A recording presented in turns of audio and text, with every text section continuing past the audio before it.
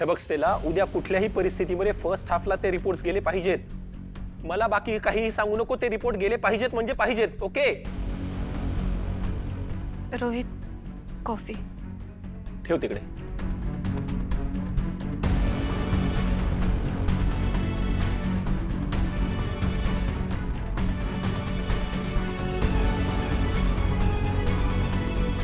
काय झालं? मला थोडं बोलायचं आहे तुझ्याशी.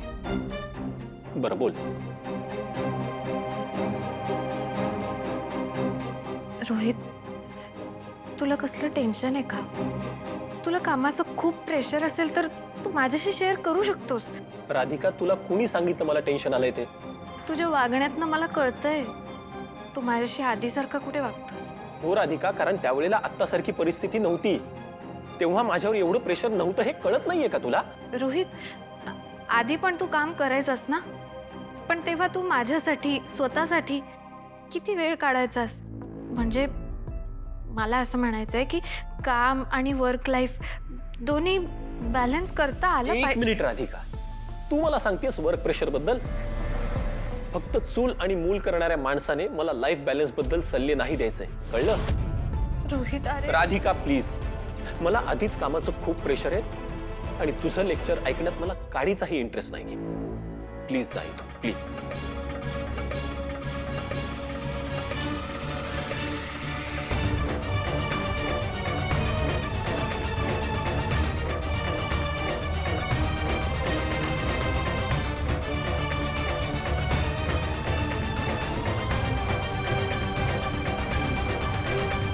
खर्च झाले म्हणजे?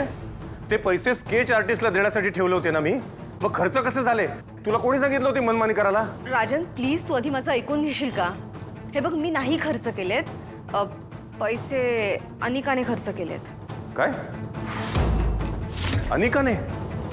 का? 31च्या पार्टीसाठी तिने खर्च केलेत रे. हे बघ, उगाच नाही उडवलेत पैसे. वाह, आता हेच ऐकायचं राहिलं होतं.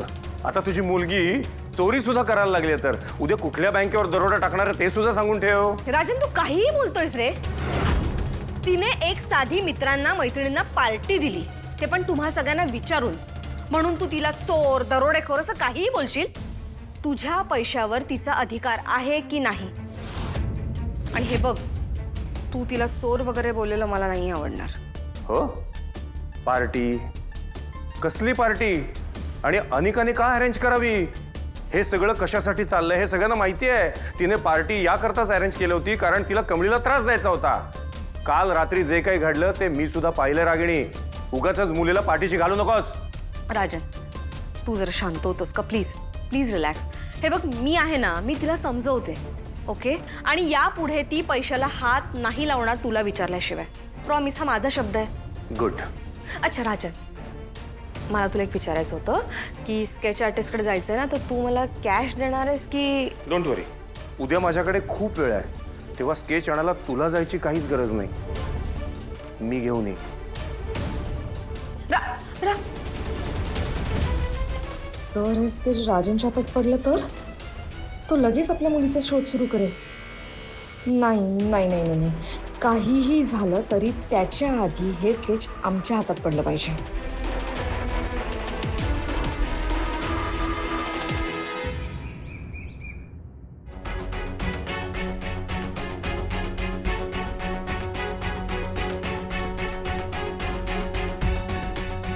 सगळ्यांनी इकडे लक्ष द्या. आपल्या आन्सर शीट वरती रोल नंबर आणि नाव व्यवस्थित लिहा. जर का कोणाला सप्लिमेंट लागली तर इकडे डेस्क वरती ठेवलेली आहे. आणि कोणी जर चीटिंग करायचा प्रयत्न केला तर त्यांच्यावरती स्ट्रिक्ट ऍक्शन घेतली जाईल, कळलं?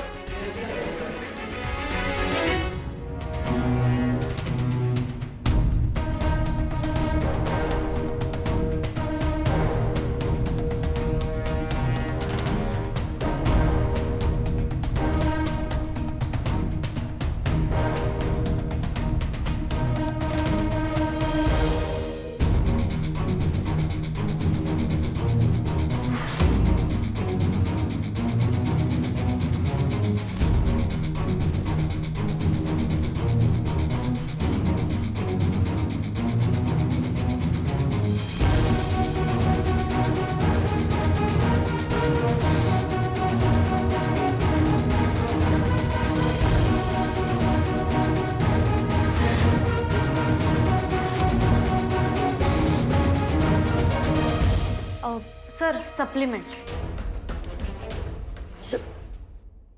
थँक्यू. माझं स्केच जोवर मला माझे पैसे मिळत नाही तोवर मी माझी डील पूर्ण करत नाही आणि म्हणूनच मी तुमच्या मिसेसला स्केच दिलं नाही. तुमच्या कामाची पद्धत मी समजू शकतो. हे घ्या तुमचे उरलेले पैसे मोजून घ्या हवं तर.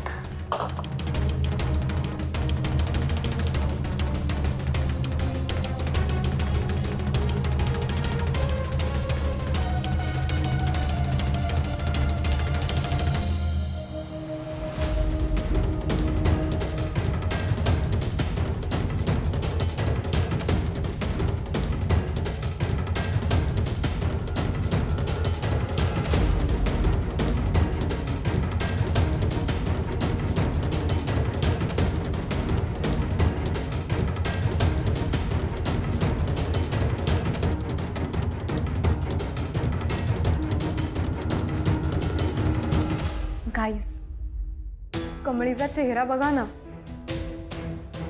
साधारणपणे तिचा चेहरा बघतात तिचा पण पेपर छान नाही गेलाय असंच वाटतंय. आणि मी माझं काम छान केलं बरं का, त्याच्यामुळे झालंय हे. आणि अजून एक गोष्ट, तिला हवा तसा अभ्यास मी करू नाही दिला म्हणून हे सगळं घडलं. त्यामुळे ती फेल झाली तर माझ्यामुळे होणार आहे. ए फेलो डे ड्रीमर, तुझे डे ड्रीम्सना नंतर बघ. ती जर फेल झाली ना तर तुला ॲप्रिसिएशन मिळणार आहे. पास झाली ना तर तू बघच तुझा काय हाल होतो. कमळी, काय झालं? कसला विचार करायलीस?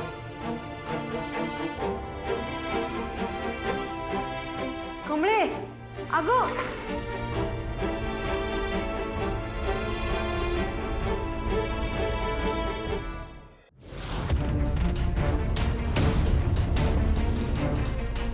हे तुमचं फायनल स्केच बघा आणि तुमचं मत सांगा.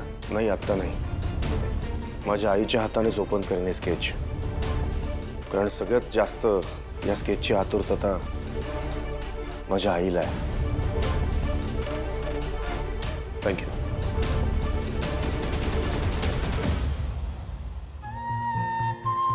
कमळे, कमळे अगं तू इथं बसलीस वय आणि मी तुला गावभर उडकायलोय. मग कसा केला तुला पेपर? मला तर लय घाम फुटलेला. मला तर आज पार आई बा आजा पंजा खापर पंजापासून तर सगळीच आठवत होती बघ. मला नाही वाटत कमळे मी आजचा पेपर पास होतोय ते. कमळी अशी टेन्शन मध्ये का दिसतीये? काय झालं असेल?